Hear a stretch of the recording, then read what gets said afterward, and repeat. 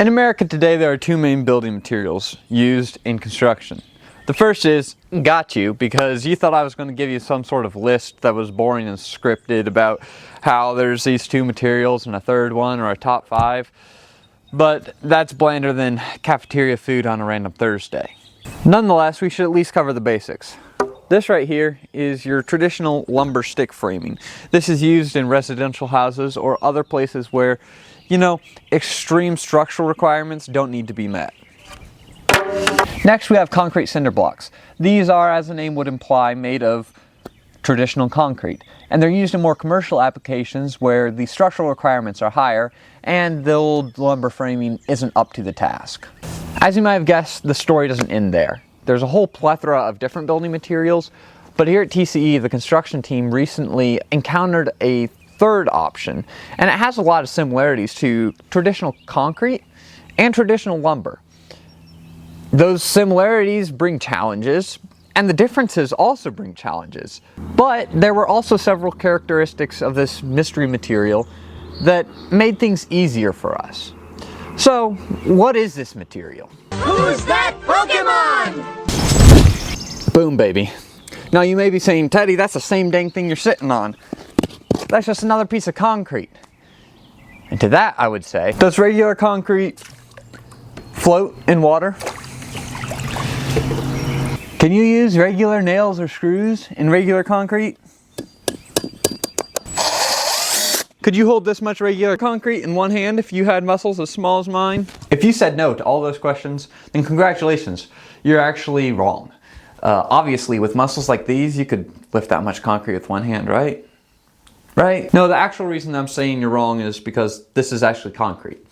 It is still different than traditional concrete, and to notice those differences, let's take a moment to look at this more closely. On the close-up, you'll see that there's multitudes of these tiny pores throughout the entire block, versus with traditional concrete, you have a few air pockets here and there, but the goal is to keep traditional concrete as dense as possible. While with AAC, the goal is to actually reduce the density while maintaining the structural integrity. This lower density is actually what gives AAC its strange characteristics that I showed you a moment ago. What's actually crazy is that even though this seems like a weaker building material on the close-up, why would a nail be able to go into concrete, and how could that possibly be strong?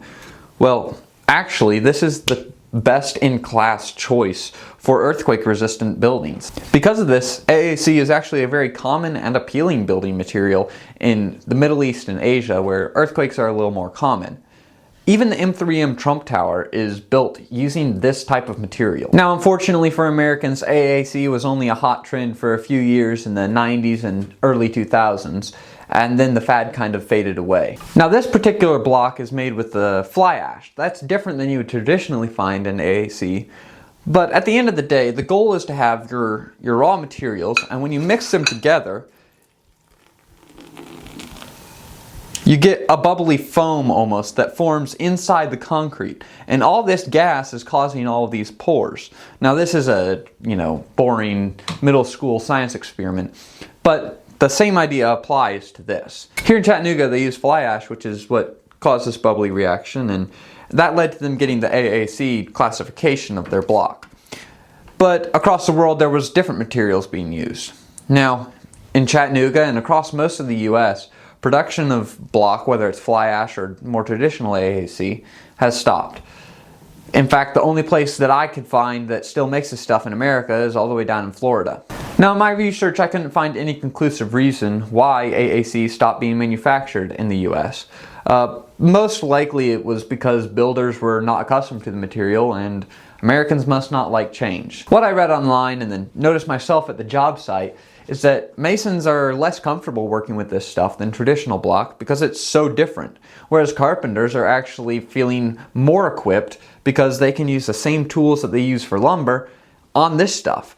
Because it's so soft, you can use a regular saw blade and it'll cut through like butter. While it may not seem like a big deal to you that builders can't use this miracle material in construction today, it actually is unfortunate because it provides a solution to a lot of our social and environmental climate issues. This isn't lumber, but it should be a cost-effective and longer-lasting alternative. Here in 2025, American forests are depleting, and Canadian timber is being tariffed and the prices are being hiked. So in that sense, this provides a solution to some of our social issues. Now on the climate end, this particular block is better than the AAC being used across the globe by our friends in Asia and Europe.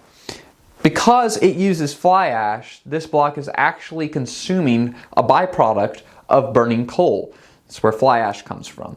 And in that sense, it helps the climate. It also provides really good insulation for your home. An 8 to 10 inch thick wall of this competes with foam insulation in a traditional 2x4 framed wall. So you will notice it in your electricity bill, and in turn the environment will notice it in how much heat is wasted from your house and how much electricity needs to be produced in order for you to maintain a comfortable temperature inside. The same properties that provide you with the great thermal insulation are also good for sound insulation. And that keeps you from hearing all the noise from outside or from people outside hearing all the noise from inside. However, as an American, there's not a lot that you can do with the information that I've provided you with in this video. Unless you're from Florida, there's a low likelihood that you'll be able to get your hands on this material anytime soon. Now, what's the point of ending on a negative note? Obviously you enjoyed the video, you enjoyed the content, learning about this stuff, or you just thought that I was seriously sexy. Whatever the case, you can let me know in the comments, and in the meantime, I've got work to do. So until next week, bye.